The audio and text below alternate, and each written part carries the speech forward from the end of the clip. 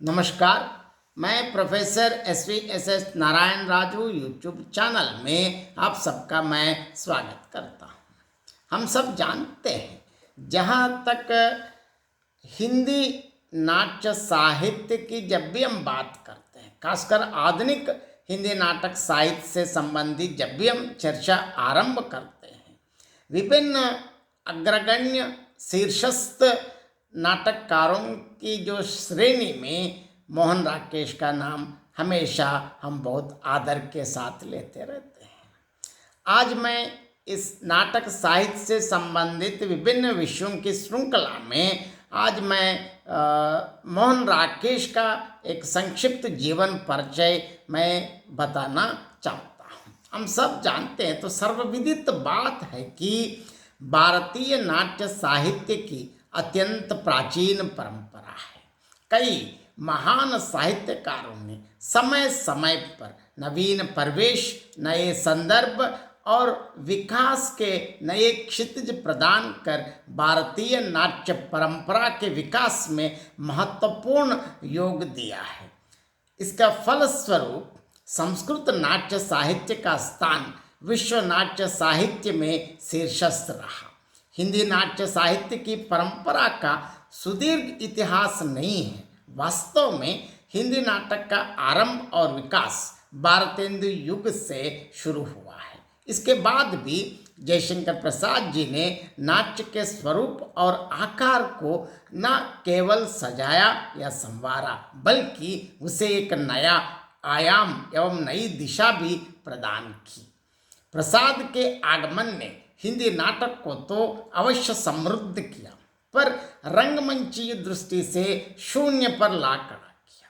प्रसाद के कुछ परवर्ती नाटककारों ने भी रंग शून्य नाटकों की रचना की, जिसके फलस्वरूप कई वर्षों तक हिंदी नाटक पाठ्य और मंचीय विभाजन में बंट गया और उसका विकास अवरुद्ध रहा, लेकिन साहित्य की उपेक्षा बनी रही। इसके बाद अनेक नाटककार तरह तरह के चिटपुट प्रयत्न करने पर भी ऐसी प्रतिभा अधिक समय तक सामने नहीं आई, जिसमें सूक्ष्म मानवीय अंतर्दृष्टि के साथ साथ संवेदनामय चिंतन के वैभव से साहित्य को जनसम्मत बनाने की क्षमता हो।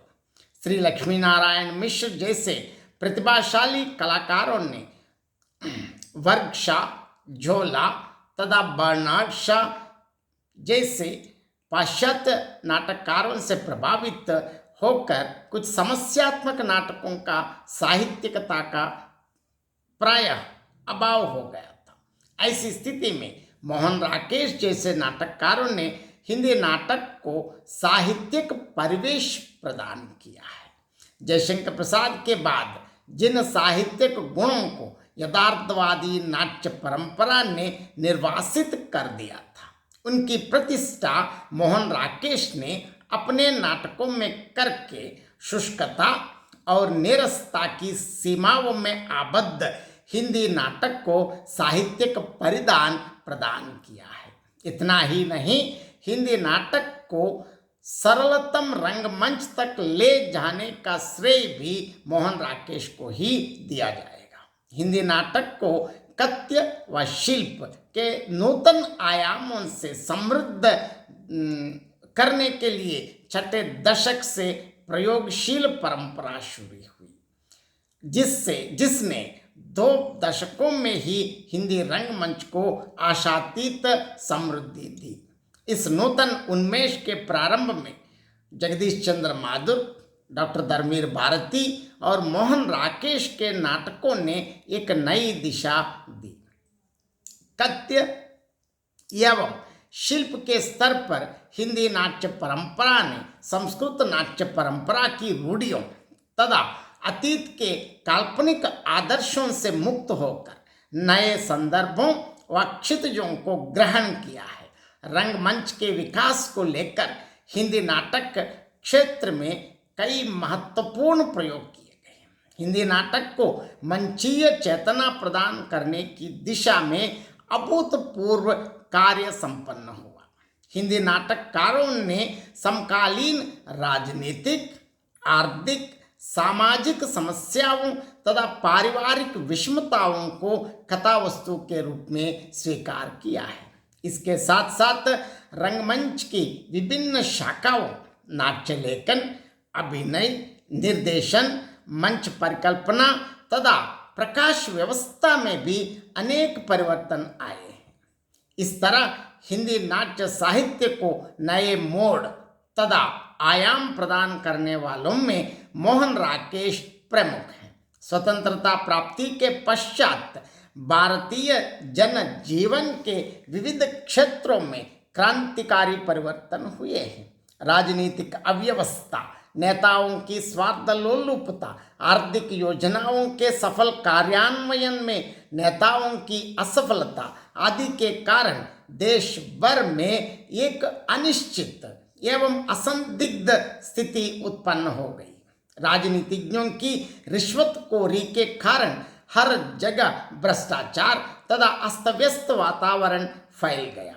समाज में पुराने आदर्शों तथा मूल्यों का विघटन और नए मूल्यों को संपूर्णतः स्वीकार करने में असमर्थता आदि के कारण नई पीढ़ी संक्रमणकालीन विसंगतियों का शिकार बन गई। इसके साथ साथ निम्न मध्यवर्गीय तथा मध्यवर्गीय परिवारों में आर्थिक विषमता के कारण नारी की स्थिति और भी दयनीय बन गई। आर्थिक विपन्नता, संबंधहीनता, नैतिक मूल्यों का विघटन और यांत्रिकता के कारण मध्य एवं निम्न मध्य वित्तीय परिवार के लोगों की दैनंदिन समस्याएं विकराल रूप धारण कर चुकी हैं। युगीन विडंबनापूर्ण स्थितियों से खिन्न होकर आधुनिक मानव के पूर्णतः जीवन के प्रति समझौतावादी दृष्टिकोण को अपनाया। वह अपने आदर्शों, आशाओं, इच्छाओं, महत्वाकांक्षाओं तथा सपनों को साकार बनाने के प्रयत्न में समाज की प्रतिकूल परिस्थितियों से टकराकर जीवन का भार ढोने को बाध्य हो रहा है। आधुनिक नाटककार, विशेषतः छठे दशक के नाटककारों में निराशा से त्रस्त तथा मानसिक कुंठाओं में उलझे हुए व्यक्ति को अपनी वस्तु के रूप में चुन लिया है।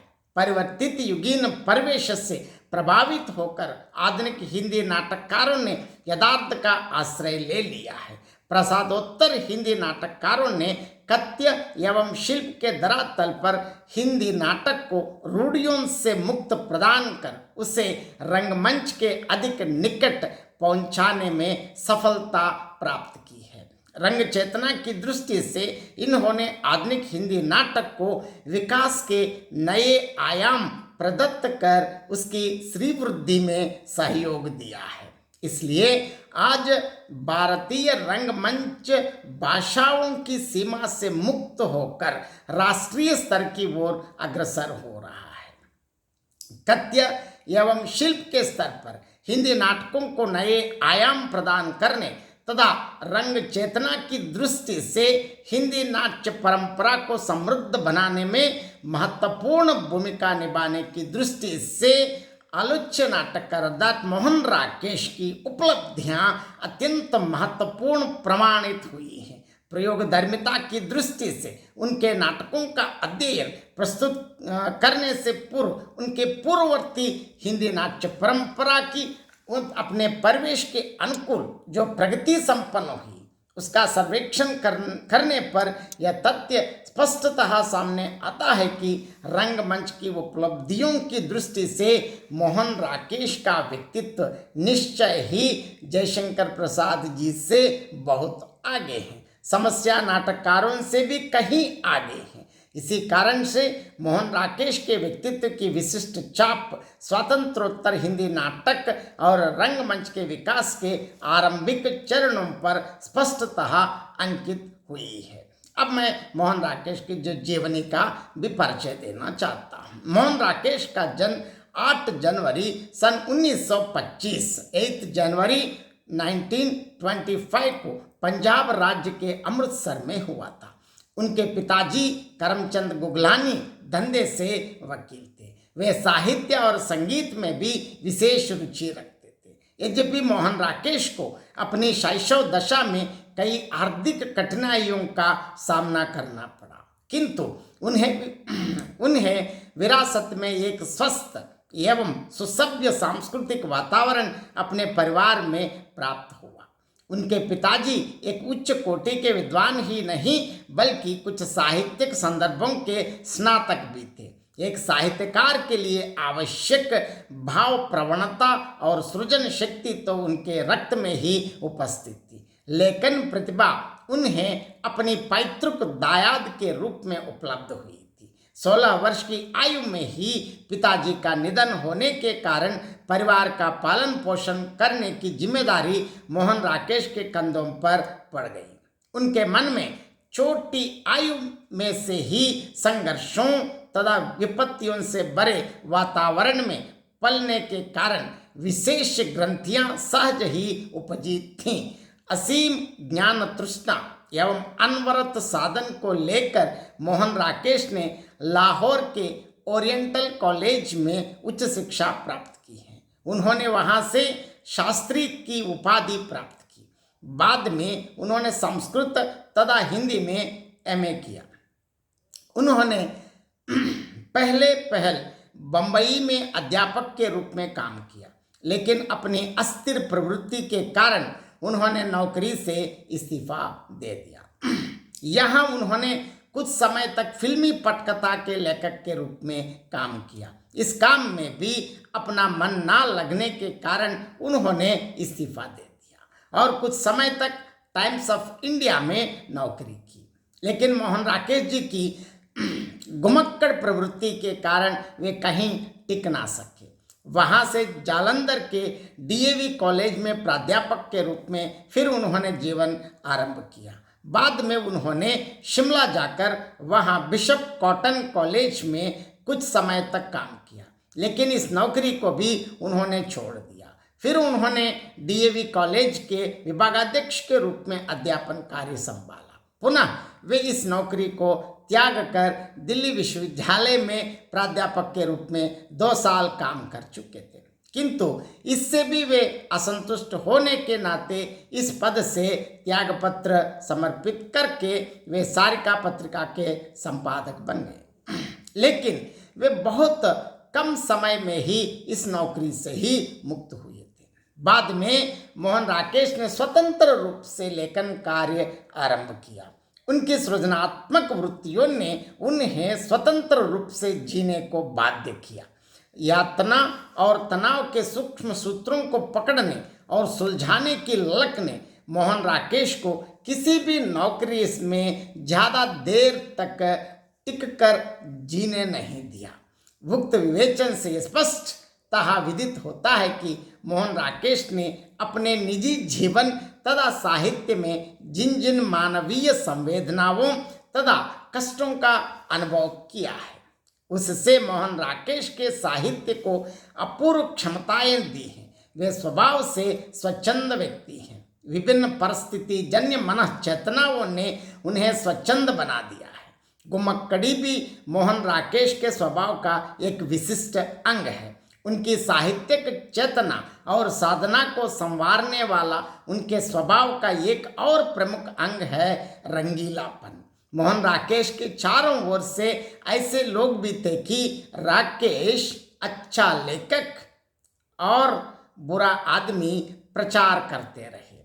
सतही तौर पर ऐसा लगता है कि मोहन राकेश का व्यक्तित्व असाध्य रूप में बिखरा हुआ और अव्यवस्था की अनवरत श्रृंखला है, परंतु जहाँ तक साहित्यिक जीवन एवं व्यक्तित्व का प्रश्न है, वहाँ बिखराव का कतई आभास नहीं मिलता। मोहन राकेश की रचनाओं के तथा उनके व्यक्तित्व के भी समीक्षक कहानीकार कमलेश्वर के इन शब्दों का अवलोकन करने पर स्पष्ट होता है कि मोहन राकेश की साहित्य साधना की सफलता का मूल कारण भीतरी सुशृंखलता ही है।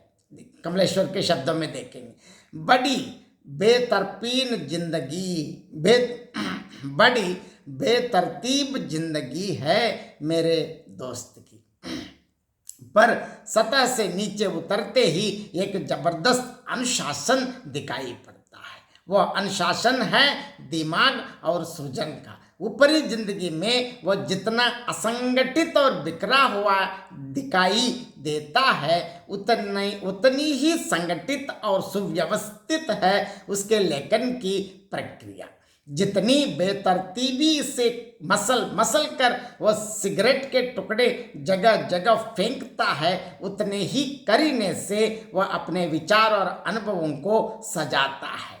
मोहन राकेश के जीवन में मंगल विधायक तत्व भी विद्यमान है। अपने युगीन परिवेश के अनुकूल मोहन राकेश में विविध भावनाओं और जीवन के विविध रूपों का सफल उन्मेष हुआ है। वे एक अत्यंत सजीव एवं सचेष्ट कलाकार हैं। इसी कारण से उन्होंने अपने चारों ओर के विसंगतिपूर्ण परिवेश को निहार कर उसमें धड़कने संजोने का जो अनवरत प्रयास किया है, वही उसकी सतत साधना की सफलता का मूल रहस्य है। मोहन राकेश का वैवाहिक जीवन संतुष्ट नहीं रहा। नौकरी, विवाह, दोस्तों अथवा अन्य कोई भी बंधन जहाँ सहजता एवं स्वतंत्रता नहीं होती थी, उन्हें वे तोड़ने के लिए उतावले हो उठते थे। मोहन राकेश के वैवाहिक जीवन की विसंगतियाँ तथा ज़्यादा देर तक नौकरी ना कर पाने की समस्या का मूल कारण उनके स्वभाव की अनचाही और अधूरी जिंदगी ना जी सकने की प्रवृत्ति ही है। यद्यपि इन समस्याओं के कारण उनके व्यक्तित्व में बिखराव सा आ गया था, और वे हमेशा तनाव में रहने लगे, किंतु उनके जीवन में जीने का जोश और सामाजिक विसंगतियों से जूझने की अदम्य शक्ति है। सन 1971 में मोहन राकेश फिल्म वित्त निगम के सदस्य बने तथा उसी वर्ष से नेहरू फेलोशिप के अंतर्गत नाटक में सही शब्द की खोज पर शोध कार्य कर रहे थे कि अचानक 3 दिसंबर 1972 मतलब 3 दिसंबर 1972 को हृदय गति रुक जाने के कारण उनकी मृत्यु हो गई। ये तो हमारे हिंदी नाटक साहित्य के लिए बहुत अत्यंत दुविधा, क्योंकि अगर वो शोध संपूर्ण हुआ हो तो नाटक का और एक आगे की जो सफलता मिलने की संभावना थी, लेकिन खेद की बात है कि वो सफल नहीं हुआ है। बहुत बहुत धन्यवाद।